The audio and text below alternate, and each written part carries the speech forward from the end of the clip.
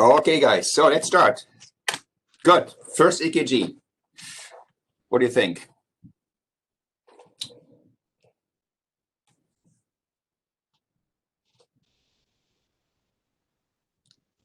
Hey, first years, guys, come on, volunteer.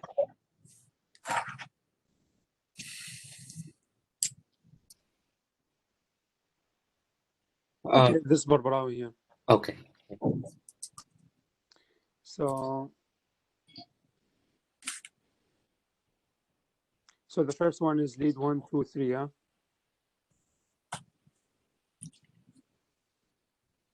So I see T-wave inversion in the inferior lead 3 and AVF.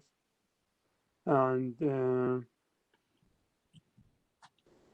I see, also T-wave inversion V1, V2, V3, V4. I don't see ST depression or elevation, but and I see a B wave, so it is sinus rhythm. So yeah, I see a B wave preceding every QRS complex. But I see in lead 2, I don't know if this is, something that I have to mention. Before the B wave, there's another wave. Is it U wave or I don't know. Okay, yeah.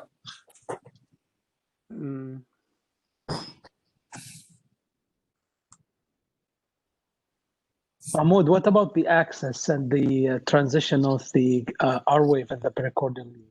So I see there's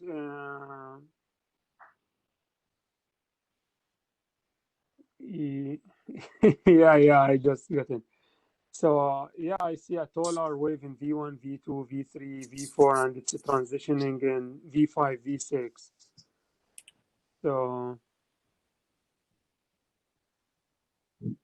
yeah, okay. yeah, so I think either the lead were positioned incorrect, or there is dextrocardia or something like that. Yeah, I know why you think dextrocardia. Good. Because also the AVR, if you look at the AVR, that's sorry, doctor. So that is interesting that you dextrocardia. And in dextrocardia, you have this. You have V1 looks very much the same like in normal people, right? Because it's right at the septum. Yeah. But for dextrocardia, do you think you still have the R waves that big in V5 and V6? No. Not really, right? Yeah, it should be just S wave. Yeah, it should be just an S wave there, right? Because you go all the way the other way where there's no heart. Yeah. So it's basically what you would expect is what you do in right-sided leads, right? When you have an inferior MI, you want to see if the RV is in, you get right-sided leads. That's what you expect for dextrocardia, very similar. Yeah. Okay, good.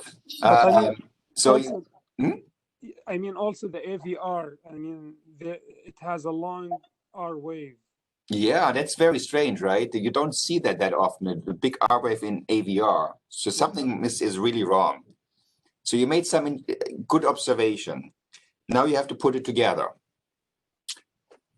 So we have, what kind of axis is it? So this is right axis. That's a right axis, right? Yep. So, and if you look at V1, V2, what is very striking there compared to a normal EKG? And you really see that nice. So everybody can chip in. Tall R wave in V with like RV strain. Yeah, so I have a very tall R wave there, right? So it's a tall R wave, but it's not wide, right? Yeah. So then you have a very tall R wave in V2. So this is someone, there's what, so we have right axis, a slim tall R wave in V1. And then you have what the TV inversion is in the right precordial leads that goes down to V4. So there's one feature missing. And this is big P waves that signal right atrial enlargement. That you don't have. So if you have right atrial enlargement or right axis in a tall R wave V1, V2, what is that? So RV can we think? Yeah, pulmonary hypertension or Yeah, so this is pretty much very, very classic, a patient with RVH. And in this case, you think this might be pulmonary hypertension, except now that the right atrium is not that big. But, you know, if this is a young patient with pulmonary hypertension, they compensate, they get a big, big, big right ventricle. And they may not have developed significant tricuspid regurgitation, and then the right atrial enlargement you don't see yet. So this is a classic patient who has RVH. Okay, good. John said something, yeah, when you have young patients, they may have still a right axis. Usually you don't see that tall an R wave in V1 and V2, but you can have a little bit of a taller R wave. And when you get older, you know, your axis shifts from right to normal and then from normal to left. So that is a classic pattern of RVH in an adult, very likely with pulmonary hypertension. So let's talk a little bit about right ventricular hypertrophy. So mild cases of RVH you may not see. And that's due because you have a very much more ventricular mass on the left side, and that cancels out the forces that you see electrically on the right side. So if it's mild, you may actually not see it. Most sensitive lead is V1. And typically, if you have RVH, the forces are directed anterior and to the right. That's where the right ventricle sits, right? Look at V1, look at the axis, and look at secondary T wave changes, okay? And that's the EKG that shows classic RVH. The only one thing that's missing, you would like to see big P waves in the inferior leads, but that you don't have. But, you know, this patient may not have yet developed tricuspid regurgitation, and the right atrium is still not large enough to show that. Okay. So there are some formal criteria, and there are many, many that, so remember and try to remember one or two at least. Look in V1. If your R wave is greater than 0.7 millivolts, and if you go back to the previous EKG, right, you know, that is huge, right? Yeah, this is 13 millivolts. So it has to be half of this to fill the criteria of RVH. If you have an S wave in V1, remember an S wave you should have in V1. The predominant force is going down. If it's less than 0.2, that is a sign of RVH. And then you can combine the criteria. You have an S in V5 or V6 that is greater than 0.7. I would not use this as a single criteria. That's more supportive. Because if you have right bundle branch block, sometimes you get a deep S wave. So be careful with this criteria. If you have an R in V1 and an S in V6, if it's greater than 1.05, that is significant for RVH. And then the RS ratio in V1 is greater than 1. So big R wave, small S wave, that is a good criteria as well. But look also for supportive diagnostic criteria. Typically, if you have RVH, you have a right axis deviation, okay? And you have negative T waves in V1, often in V2 as well. Okay? All right. What do you guys think?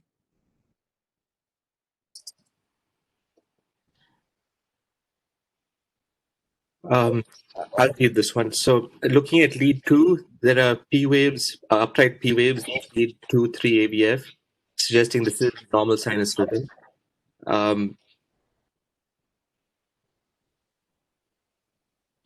Okay. The heart rate is about 60. The axis is probably normal axis.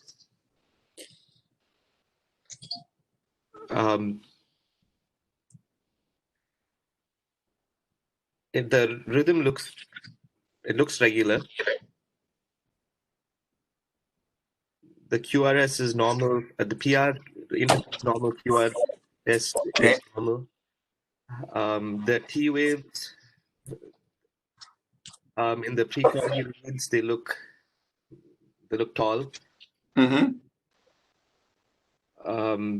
So again, over here, like you mentioned, the R wave in V1 it's tall and it's more than 7.7 millivolts.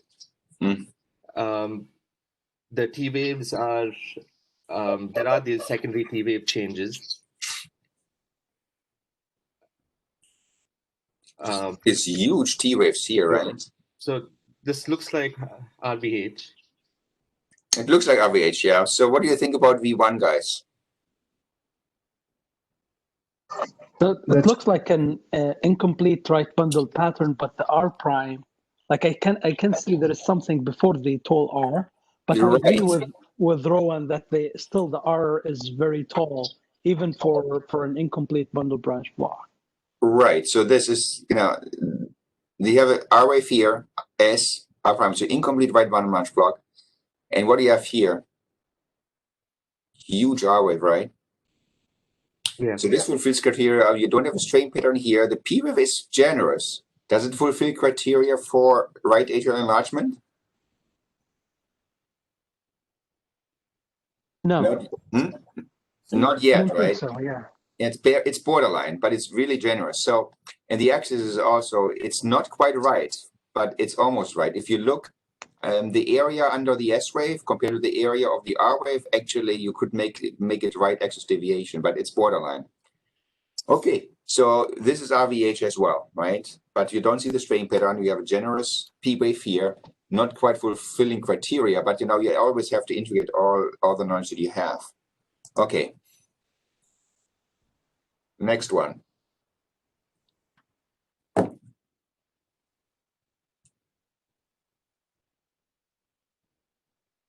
So different.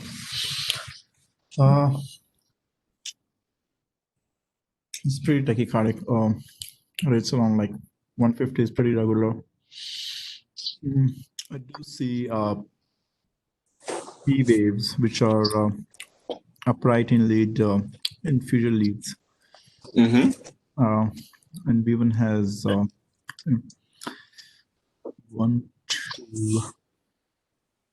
It's pretty narrow, complex right axis deviation with pretty tall. The transition is late again, with some like T wave and ST depressions in lateral leads, which is probably strain. Yeah.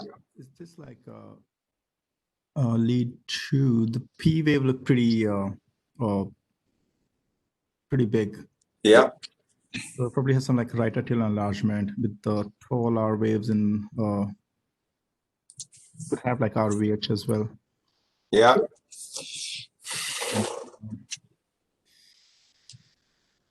Yeah, like a sinus stack. Or am I missing something here? No. So sinus tachycardia, is it RVH? Yeah. So this is classic RVH, right? So you have pretty much all the criteria. You have P pulmonary, you have a right axis deviation, you have a tall R wave in V1, V2, you have T wave inversion in the right precoordinate. So the question is, why do you have T wave inversion still in V5 and V6? No, V5, sorry, V4, V5, maybe in V6. So what I want you to take home, when you have massive RVH, you get a rotation of your heart as well. So this is very likely a right ventricle that pushes the left ventricle all the way to the left and posterior area. So you see all of this is all a sign of RVH, and this is a very, very big right ventricle that dominates your heart, basically. And that's what you get. So in order to get electricity from the left ventricle, you have to go V7, V8, V9, and then you finally will see a taller R wave. So this is a rotated heart with massive RVH. Okay. Good. So I think I showed this before. I want you to see, I want to go over other EKGs. Let's see quickly. Okay. I think we had this we had. Okay.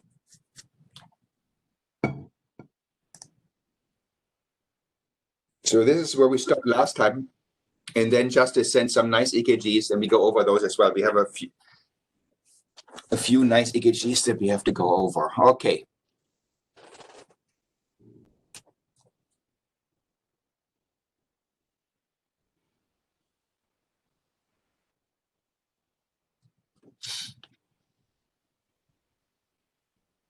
I feel Justice would like to volunteer for some reason.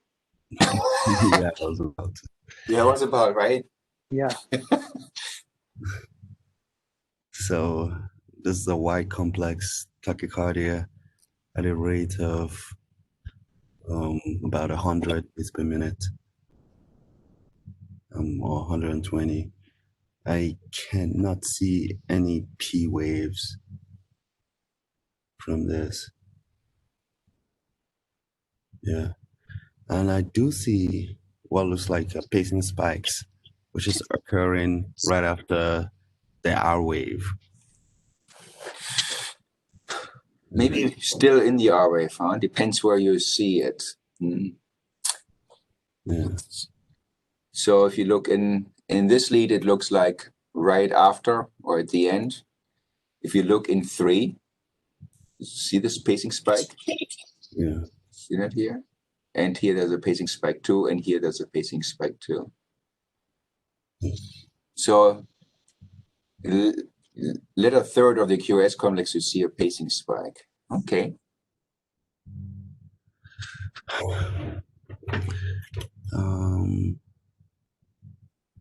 And he's got a. So this is. So the pacing spike is not driving this. So this is. He's not driving this. Why do you say that, Justice? Because it's not what's initiating the rhythm. Because the QRS complex starts way before the pacing spike, right? Yeah. Yeah. Okay.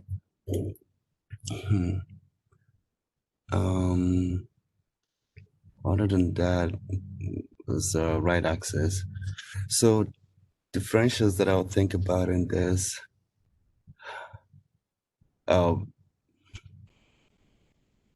An SVT with a right bundle actually looks a typical right bundle. So it's likely VT. So you think that's VT? Okay. Yeah, it's a wide complex with an atypical right bundle. Does the axis help you to make the differential diagnosis? So if you have a right axis and a right bundle matchbox morphology, it doesn't help you, right? Yeah. If you have a right bundle and left axis deviation, that helps you, but that axis doesn't help you. What about the QRS width? How wide is that? That's about. It looks like it's near 200. Near 200. It depends. Remember, you have to take the widest one that you have. So here in the left leads, it looks a little bit more narrow, right? Yeah. But if you look in V1, look how wide this is. That's huge. So 200 milliseconds QRS. Does that help you making the diagnosis? That's supportive, right? Yeah, supportive of VT. So you think it's VT. Okay, good. What else does everybody else think? So the rate is the rate of the tachycardia is about like 120, 130, right? Yep, 130, 140. Yep. So I'm thinking this is making me suspicious for like something at the upper rate limit of the pacemaker. So you think it's paced? Okay, that's a good thought. Yeah, I'm not sure why Justice said it's an atypical right bundle. I agree with him, it's wide, but it's still right bundle. So let's think about what is atypical and what is more typical. So I think what you want to see if you have a very typical right bundle, you want to see an R, S, R prime. Then if you look at the beginning of the QRS complex here, there is no R. There is no little r, right? There's more. You could make a small s here, but it depends where the basal is. So there is no r. And what you want to see typically, if you have a typical right bundle, you have an S wave in V6. And if you look at V6, no S wave, right? So it looks in V1 is a right bundle branch morphology, but if you look at the left precordial leads, it looks more like a left bundle branch morphology. So that is an atypical right bundle. And also, if you look in this lead here, look, R is almost a monomorphic R here. Yeah. Right? So it's an atypical. So if the problem is, if we think that this is initiated by pacing, we cannot explain that there's a clear pacing spike in the latter third of the QRS complex. So this pacing spike does not drive this QRS complex. It doesn't, but this it would have been helpful to see like more beats of the initiation, but it's coming at the end. Yeah, that's true. We're thinking it's like probably a ventricular origin. Just think of PMT. Is it pacemaker? Okay, yeah. So problem is, how do we explain this pacing spike here? So typically what happens, right, if you have ventricular sensing, this pacing spike gets inhibited, right? So if you have the pacemaker, once you see a QRS complex, should not pace. And it looks like this is paced always at the same timing compared to the QRS complex, right? If you look here, it's always the same timing. It looks like it's triggered by either an atrial that we don't see, or it's triggered by the QRS complex.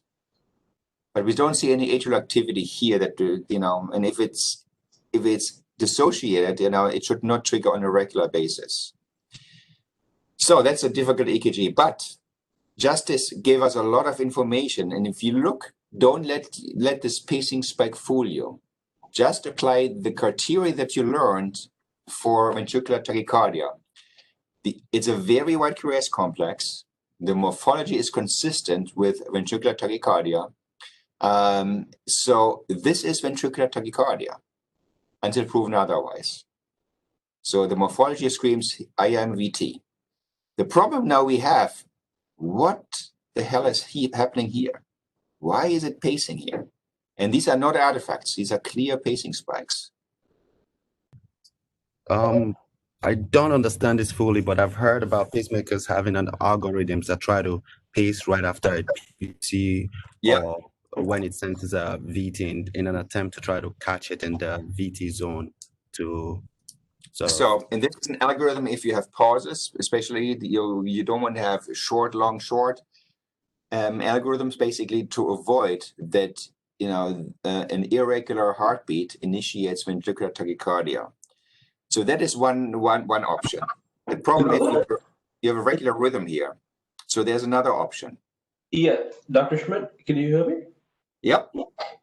It seems like there are two spacer spikes. I was thinking whether this is CRT and it's trying to catch up. I see one. Meaning two within like a span of less than 0.04 milliseconds. Like this. Oh, I see what you mean. But this is really very, very close. And this is, if you magnify this, there's really only one pacing spike here. Okay. There's only one. Okay, so this is a patient who has ventricular tachycardia. He has a defibrillator, and the defibrillator does not recognize his tachycardia. This is not overdrive pacing where it tries to terminate the tachycardia. Okay? So it is outside of the treatment zone for ventricular tachycardia, but the patient does not have just a dual chamber ICD. This patient has a CRT device. So if you are in atrial fibrillation, what a CRT usually does, it senses the atria, and from the sensing of the atria, it is triggering ventricular pacing. Usually RV and LV at the same time or with some delays, okay? So when you get out of a rhythm, when you get an atrial fibrillation and you don't sense anymore from the atria, what the ICD, in this case, the CRT device tries to do is, it tries to still initiate LV pacing, and this time it senses from the lead in the RV. So there's an electrical activity that goes to the RV lead. And once the RV lead senses electricity, it gives the command to stimulate from the left ventricle. So, and it's trying to still be effective with resynchronization in cases when you do not have sinus rhythm. And what you see here, these pacer spikes, are the LV pacing, trying to synchronize the electrical activity here. So that is what's happening in this patient. And this is an algorithm that is basically operative in all ICDs, and it's meant for patients who are in atrial fibrillation, and as soon as the RV lead sees activity, it stimulates the LV to resynchronize this way. It's not as effective, but it's meant to do as much as possible to synchronize. So you have a patient in VT at the upper rate where you see LV pacing during ventricular tachycardia, and that's basically ECG.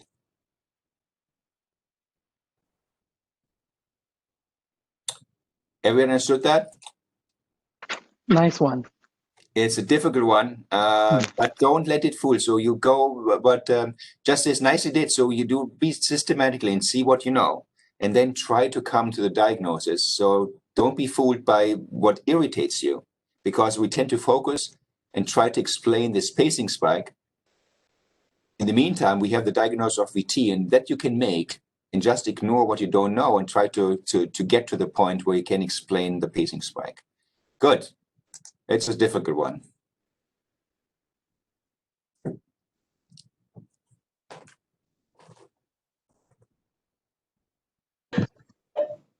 Shall I take this one? Sure. All right. So I see P waves, which are V1 is traditionally not a good lead for rhythm, but having said that, yeah, I see discrete P waves in V1, and if I extrapolate them up to lead 2, I do see P waves corresponding. Mm-hmm. But it's more like a sawtooth kind of P there. So even in lead, yeah, so exactly in lead 2, whether it's so there's atrial rate probably is just under 300, maybe, yeah, just maybe 250 per minute, 250 Okay. atrial rate. And I do see pacer spikes, which is close to 1, 2, 3. It's not too fast. Mm-hmm. It's close to probably 80 per minute. Mm-hmm. And it's probably RV paced, so left bundle pattern. So the question is, I mean, so I think the atrial rhythm is probably a flutter.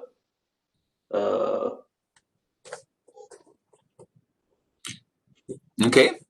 And ventricles are being paced quite consistently. Mm-hmm. So, I mean, unless there is an underlying AV conduction problem, the pacer shouldn't have. I mean, the AV. I mean, I think what I'm trying to get at is AV node is not functioning, and that's why the patient has a pacemaker.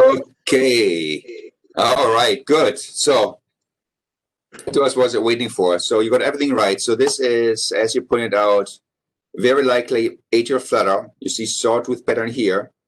And then the question is the atrial flutter conducted or not? So once you have to make the diagnosis, this is atrial flutter, you can use actually V1 and see if there's any association of sensing and then pacing. And if you see the PR interval here, they're all over the place, right? So there's no activity where you say, you know what, we sense in the A and we pace in the V. This is not AV synchronous pacing.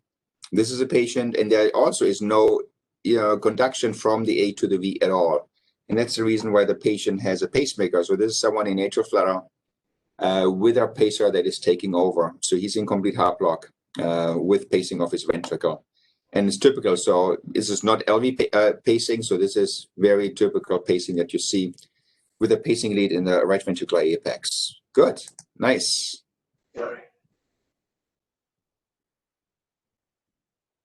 You know what, guys? We have time for one more EKG. Let me see. I think that's a nice one that you may get caught.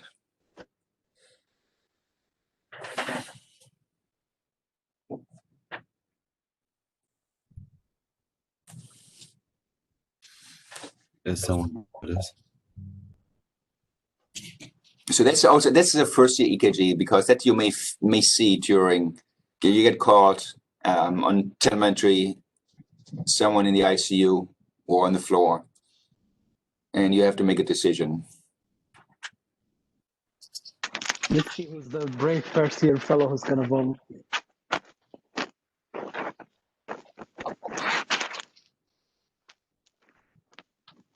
Manish,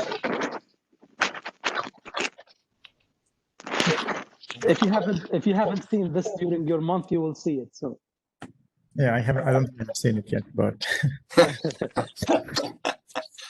all right. Yeah, now, So looking at the first strip, I see it's like a P wave followed by narrow QRS.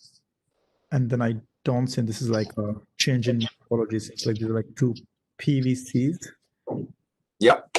You're starting up here, right? Two PVCs here. Yep. Okay. Yep. Two PVCs, and then there's this again, this is a normal, which is like sinus beat that's conducted down, followed by I don't know what's happening with this one just after the first sinus. So the sinus beat again.